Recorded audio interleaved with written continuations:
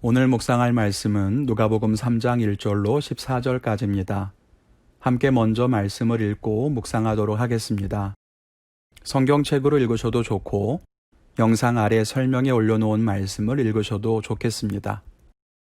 잠깐 영상을 멈추시고 말씀을 두세 번 읽어 내용을 이해하신 후에 다시 영상과 함께 묵상을 이어가도록 하겠습니다. 오늘 말씀은 세례 요한의 이야기입니다. 말씀의 배경을 설명을 드리면 디베rio 황제는 로마의 2대 황제인 티베리우스를 말하는데 AD 14년부터 37년까지 로마 제국을 통치하게 됩니다.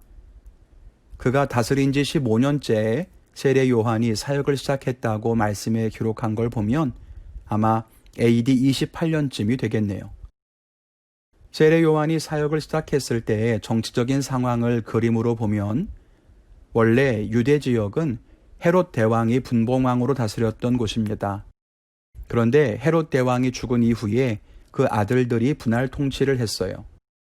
헤롯 아켈라우스는 유대와 사마리아 지역을, 안디바라고 불리는 헤롯 안티파스는 갈릴리 지역을, 또 헤롯 빌립은 북쪽의 지역들을 나누어 다스리게 된 거지요. 그러다가 AD 6년부터는 아켈라우스 대신에 로마가 직접 총독을 파견해서 유대와 사마리아 지역을 다스리게 되었습니다. 그래서 예수님 당시에는 유대와 사마리아를 다스렸던 총독의 이름이 본디오 빌라도였던 것입니다. 아무튼 앞에서 우리는 세례 요한은 예수님의 어머니 마리아의 친족이었던 엘리사벳과 사가랴 사이에서 태어났다는 것을 살펴봤죠. 그는 요단강 근처에서 사람들에게 회개의 세례를 선포했다고 기록되어 있습니다. 우리가 잘 알고 있듯이 메시아의 길을 예비하는 역할을 했던 거지요. 그는 회개를 선포했고 회개하는 사람들에게 세례를 베풀었다고 기록되어 있습니다. 그런데 7절 이후에 보니 세례받으러 나오는 무리에게 호되게 소리를 칩니다. 오해하면 안 되는 것이 세례 요한이 회개하고 세례를 받으러 오는 사람들에게 책망하고 소리치고 세례를 주지 않고 그랬던 것은 아닙니다. 세례 요한의 이야기가 무엇인가 하면 자기들이 아브라함의 후손으로서 당연히 하나님의 백성이다, 구원의 은혜를 누리고 있다라고 착각하고 있지만 삶은 전혀 달라지지 않는 형식적인 신앙을 책망하고 있는 거예요. 유대인이니까, 혈통적으로 하나님의 백성으로 태어났으니까, 어려서부터 율법을 지켜왔으니까 당연히 의롭다고 생각하는 사람들을 향해 꾸짖는 것입니다. 그러면서 뭐라고 합니까? 하나님은 돌들로도 아브라함의 자손이 되게 하실 수 있다는 거죠. 아브라함의 자손이라고 해서 당연히 구원받을 거라고 생각하지 말라는 겁니다. 그러면서 회개에 합당한 열매를 맺으라고 말합니다. 오늘 이 회개에 합당한 열매라는 제목으로 함께 말씀을 묵상해 보도록 하겠습니다. 첫째는 회개는 구원의 문이다라고 하는 겁니다. 오늘 세례 요한이 이스라엘 사람들에게 회개를 선포하고 있습니다. 왜 그럴까요?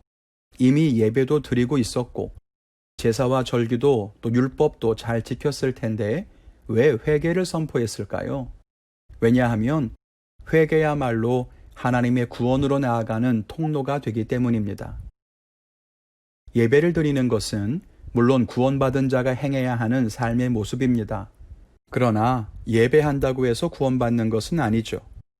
유대인들이 할례를 받거나 절기를 지키는 것은 은혜의 표징이 되지만 그렇다고 해서 구원을 받는 것은 아닙니다. 우리의 삶을 뒤로 하고 하나님의 백성으로 살아가는 첫 출발은 바로 삶의 전환이라고 할 수 있는 회개입니다. 그래서 회개는 구원의 문입니다. 회개함으로써 우리는 세상 중심적인 삶, 나 중심적인 삶을 떠나 하나님의 백성으로 살 수 있게 됩니다. 세례 요한은 진정한 삶의 회개가 없이 형식적인 종교 행위에 머물러 있는 이스라엘 백성들에게 회개를 촉구하고 있는 겁니다. 우리는 이 부분에서 우리의 모습을 돌아봐야 할 것입니다.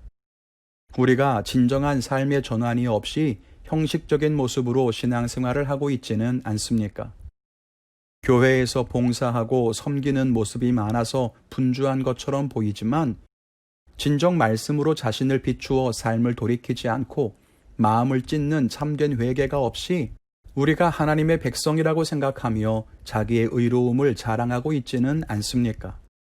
세례 요한은 진정한 회개 없이 종교에 매진하고 있는 사람들을 향해 독사의 자식이라고까지 말합니다. 그 말이 우리에게 향한 것은 아닌지 돌아보며 진정한 회개를 회복할 수 있어야 할 것입니다. 둘째는 회개는 구체적이고 실제적이라는 겁니다. 오늘 세례 요한이 회개를 선포하고 있는데 사람들이 그의 앞으로 나아옵니다. 세례 요한이 회개를 촉구하며 책망하며 말하기를 도끼가 나무 뿌리에 놓였으니 좋은 열매를 맺지 않으면 찍혀서 불에 던지리라고 말합니다. 예수님이 말씀하신 포도나무 비유와 비슷한 내용이지요. 그러자 사람들이 묻습니다. 어떻게 해야 하냐는 거죠. 이어지는 요한의 대답은 구체적인 회개의 행동들을 가르쳐 줍니다. 2벌 옷을 가진 자는 옷 없는 자에게 나눠주라. 먹을 것이 있는 자도 나눠주라. 세리가 어떻게 해야 할지 묻자 부과된 것 외에는 거두지 말라고 하고, 또 군인이 와서 어떻게 해야 하냐고 묻자 사람들에게 강탈하지 말고 거짓으로 고발하지 말고 받는 급료를 족한 줄 알고 욕심내어 뺏지 말라고 합니다. 이것이 세례 요한이 말하는 회개의 방법입니다. 결국 세례 요한이 말하는 것은 하나님을 믿기 때문에 살아가는 모습이 달라져야 한다는 것을 의미합니다. 다른 사람은 자신의 권력을 이용해서 남의 것을 빼앗는 것을 당연하게 생각한다고 해도 믿는 자는 그러지 않아야 한다고 말하는 거예요. 내가 가진 재물을 호의호식하는 데 사용하지 말고 나누는 삶을 살라고 하는 겁니다. 그러므로 요한이 말하는 회개는 단순히 눈물을 흘리는 반성에 머물러 있지 않습니다. 한숨 쉬며 뉘우치는 것에도 머물지 않습니다. 그가 말하는 회개는 삶이 달라져야 하는 겁니다. 이전과는 분명히 다르고 세상 사람들과는 분명히 다른 것입니다. 그것이 진짜 회개이고 진짜 믿음이고 그것이 하나님의 백성으로 사는 것이라는 거죠. 우리가 이것을 알아야 합니다. 우리의 회개를 돌아봅시다. 우리는 삶이 달라졌습니까? 회개할 때 우리에게 변화가 일어나긴 합니까? 아니면 그냥 반성만 하고 아무런 것도 달라지지 않는 것은 아닙니까? 우리가 정말 하나님을 섬기는 백성이며 하나님 말씀을 따라 사는 사람이라면 우리는 말씀을 묵상하고 삶에 적용할 때마다 우리 안에 결단이 생기고 변화가 일어나야 마땅할 것입니다. 오늘의 묵상을 맺으면서 저는 최근에 회개했던 기도 제목들을 다시 돌아보게 됐습니다. 그런데 놀랍게도 그중 절반 정도는 전혀 달라지지 않고 지금도 여전히 그런 모습으로 살고 있다는 것을 알게 됐습니다. 저는 그래서 오늘 다시 회개기도 하고 달라지지 않았던 그 문제들을 해결하기 위해 어떻게 내 환경과 주변을 정리할 것인지, 어떤 행동이 나에게 필요할 것인지 고민해 보려고 합니다.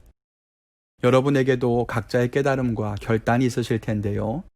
오늘 하루 여러분의 삶 속에서 그 은혜와 결단으로 승리하시기를 기도합니다. 주님이 말씀을 따라가는 여러분을 도우시고 동행하며 승리하게 하실 줄 믿습니다.